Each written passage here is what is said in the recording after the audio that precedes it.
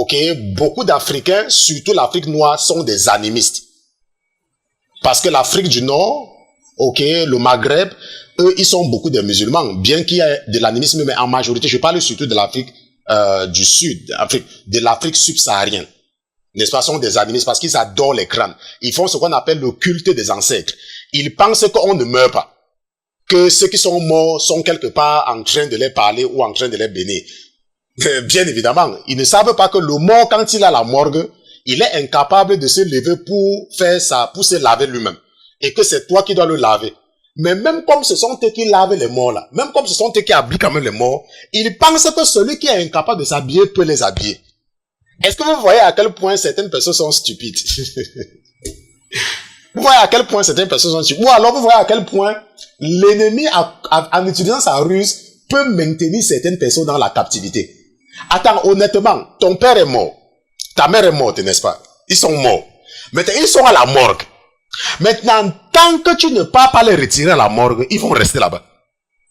Est-ce qu'on est d'accord? Tant que on ne les retire pas à la morgue, ils vont rester là-bas, n'est-ce pas? Maintenant, toi, tu empruntes de l'argent à gauche et à droite, ou tu utilises tes économies. Et tu pars payer les gens pour les laver, pour les habiller. Et tu achètes les habits, on l'habille. Tu achètes un cercueil, on les met dedans, n'est-ce pas?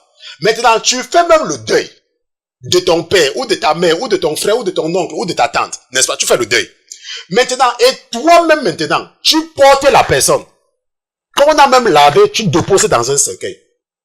La personne ne peut pas le faire. Maintenant, et toi-même encore, tu portes encore le cercueil, tu pars mettre dans le trou. Et tu prends le sable, tu verses sur ça. N'est-ce pas? Tu prends le sable, tu verses sur ça. Bon, maintenant, et après maintenant, quand tu as un problème, tu es en train de dire que c'est la personne là qui n'a pas pu sortir de la morgue. C'est la personne là qui n'a pas pu se mettre dans le cercueil. Qui peut faire quelque chose pour toi? Attends, toi-même là, est-ce que tu utilises ton raisonnement? Toi-même, tu ne vois pas que c'est stupide? Toi-même, attends, tu ne comprends pas que c'est stupide? Quelqu'un qui est mort, qui était incapable de faire quelque chose pour lui-même, peut faire quelque chose pour toi. Je prie que le Seigneur te délivre ce soir, pendant que tu écoutes ce message. Maintenant, il y a quelque chose qu'il faut comprendre, c'est que la Bible nous dit dans Genèse chapitre 3, n'est-ce pas, que le serpent était le plus rusé de tous les animaux que l'Éternel Dieu avait fait. N'est-ce pas? Qu'est-ce que quelqu'un de rusé? Quelqu'un de rusé, en fait, ça veut dire quelqu'un de malin. Quand on dit que tu es rusé, ça veut dire que tu es malin. Tu utilises la ruse pour tromper. Et la Bible dit que le diable est très rusé. Maintenant, il y a des gens qui pensent que être chrétien, ça veut dire que, n'est-ce pas, dire, oh, je prie aujourd'hui que Jésus va te bénir. Amen. Il y a des gens qui pensent que être chrétien, c'est aller à l'église. Il y a des gens qui pensent que si tu dis que, oh, je reconnais Jésus-Christ, ça veut dire que tu es chrétien. Non. Ce n'est pas ça, être chrétien. Être chrétien, ce n'est pas reconnaître que Jésus-Christ est le Fils de Dieu. Est-ce qu'on se comprend? Parce que même les démons reconnaissent que Jésus-Christ est le Fils de Dieu. Même les démons. La Bible dit que même les démons ont peur de lui. La Bible dit que les démons tremblent. Et la Bible nous dit même que tout genou fléchit au nom de Jésus-Christ. Donc si toi tu penses que tu es chrétien parce que tu prononces le nom de Jésus, ce soir tu sauras quel est le Dieu que tu sais en réalité.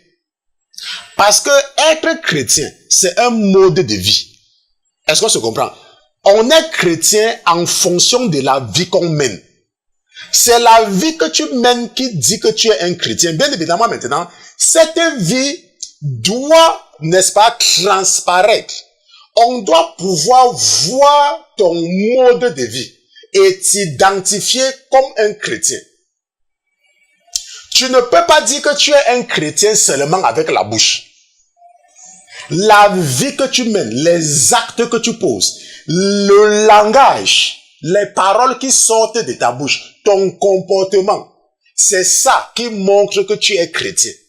Je disais à l'une de vos sœurs, n'est-ce pas, une de mes filles que j'aime beaucoup,